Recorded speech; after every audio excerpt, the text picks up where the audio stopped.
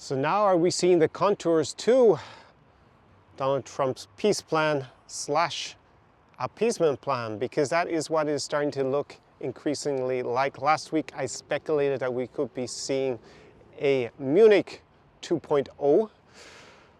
There was the Munich Security Conference last weekend, and back in 1938 there's obviously the infamous Munich Agreement signed by the British Prime Minister at the time, Neville Chamberlain. When he returned to the UK afterwards, he waved a white piece of paper claiming that there would be peace in our time, where effectively he allowed Nazi Germany to annex parts of Czechoslovakia, the Sudetenland, in exchange for no further territorial conquests or demands. Obviously, Nazi Germany did not respect that deal, and that white piece of paper in hindsight looks more like a white flag of capitulation. And over the weekend, we saw many contradictory remarks by US officials about what they were willing to suggest in agreements or proposals between the US and Russia. Obviously, Donald Trump got on the phone to Vladimir Putin, and now yesterday we have seen conversations, discussions between leading US diplomatic officials and their counterparts from Russia in Riyadh in Saudi Arabia. And basically we can see the contours of a peace plan. I'm really using the air quotes there, which would involve Ukraine having to make territorial concessions. They would not be able to restore their territorial integrity. In fact, it looks like they would basically have to give Russia all the territory that Russia has managed to occupy at this moment.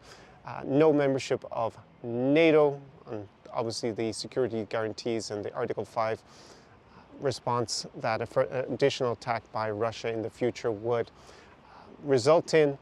There would be, it's not even really been mentioned, but there would be apparently no compensation for Ukraine for all the damage. There'd be no war crimes tribunal for all the tens of thousands of alleged war crimes that would need to be tried against Russia. There would be no return of all the children that Russia has abducted. There is a arrest warrant out for Vladimir Putin in conjunction with that from the ICC, the International Criminal Court. What else? They would have to basically have an election.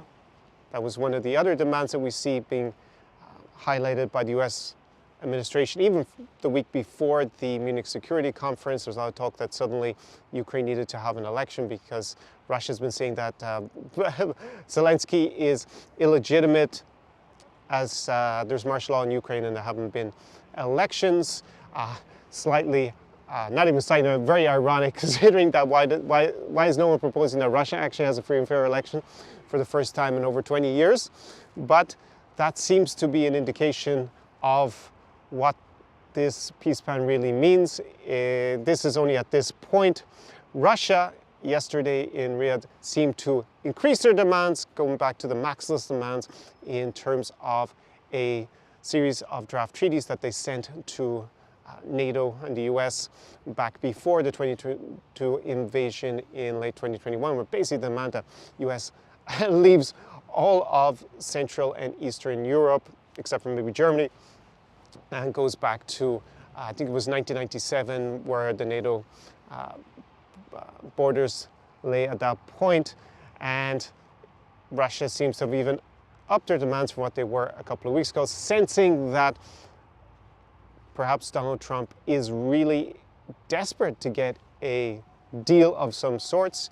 Last night, Donald Trump seemed visibly frustrated with the perception of how he's negotiating, and he claimed that basically the war is Ukraine's fault, that Ukraine caused the invasion. He claimed that Vladimir Zelensky has around 4% approval rating, which is obviously just made up. The latest figures I saw are lower than before, but it's still over 50%. In fact, they may even be higher than Donald Trump's own approval ratings right now. Maybe he's just a little bit upset about that. But basically there has been this attempt to delegitimize Zelensky. So those are the contours of what we are seeing right now.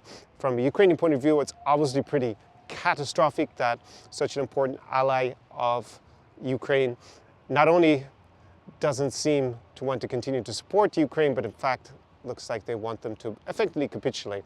And such a peace proposal at best would lead to a temporary ceasefire before Russia would be able to reconstitute their army and then go for more.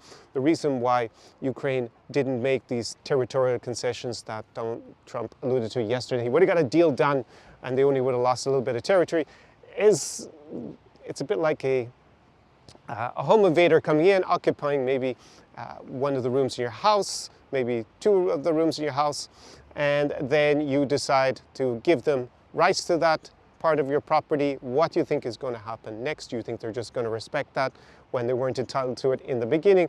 Of course not. They will plot for the opportunity to take your entire house, and that is why Ukraine did not want to sign away its sovereignty, and why it presumably, under the current government of Volodymyr Zelensky, is not willing to sign such a deal.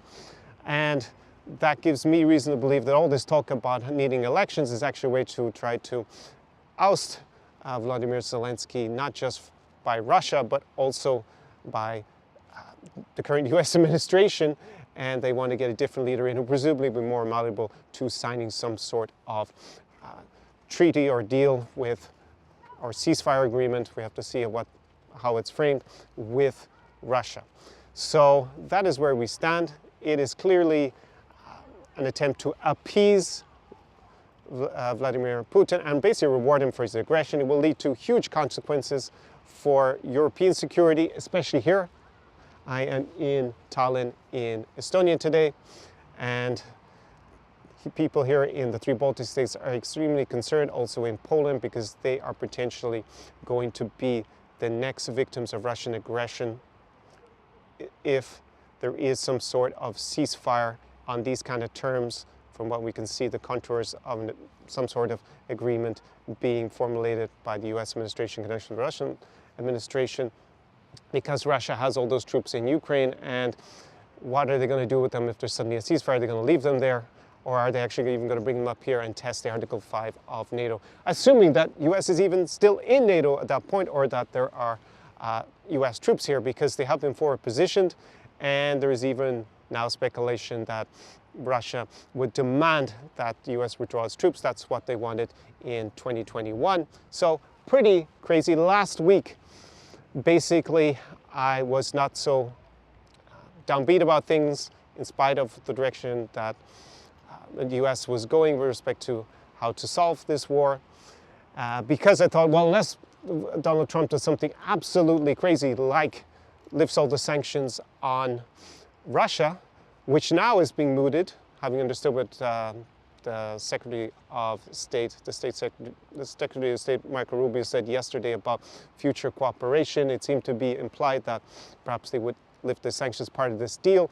But if the US were to do that and to basically save the Russian economy, then this would be a huge problem for Ukraine. However, there is a solution, and I will go into that in tomorrow's video, because there is a way still for Ukraine to emerge pretty much victorious in this war over the medium to long term, even if this almost worst case scenario comes to fruition with respect to the lack of US support, and maybe even the US lifting sanctions against Russia in the near future. But pretty unexpected, I think, to a certain extent, compared to how things looked a month ago, when there was a lot of optimism around Donald Trump. Even in Ukraine, I saw an opinion poll that put it almost at 50% of Ukrainians trusted Donald Trump. I wonder if they did that opinion poll today, whether he'd even muster 5% of trust in the Ukrainian population. But one must think back to the campaign trail that Donald Trump undertook at the time, when he was very negative about Ukraine. He basically got in a spat with Vladimir Zelensky when Zelensky went to visit an ammunition production facility in Pennsylvania, if I remember where it was, during the US presidential elections, and he was extremely negative about Ukraine and continuing to support anyways, and about NATO, and even continuing to support countries here in the Baltic states, amongst others. So I'll leave it at that. Not a great situation to see an appeasement plan been drawn up by the United States, but it remains the question whether Ukraine would even accept any sort of deal along those lines. And in tomorrow's video, I'll be explaining how Ukraine can path a way towards victory in spite of the latest developments. So I'll leave it at that and bid you a pleasant afternoon from a very sunny, unexpectedly sunny Tallinn, Estonia. Slava Ukraini, Haram Slava.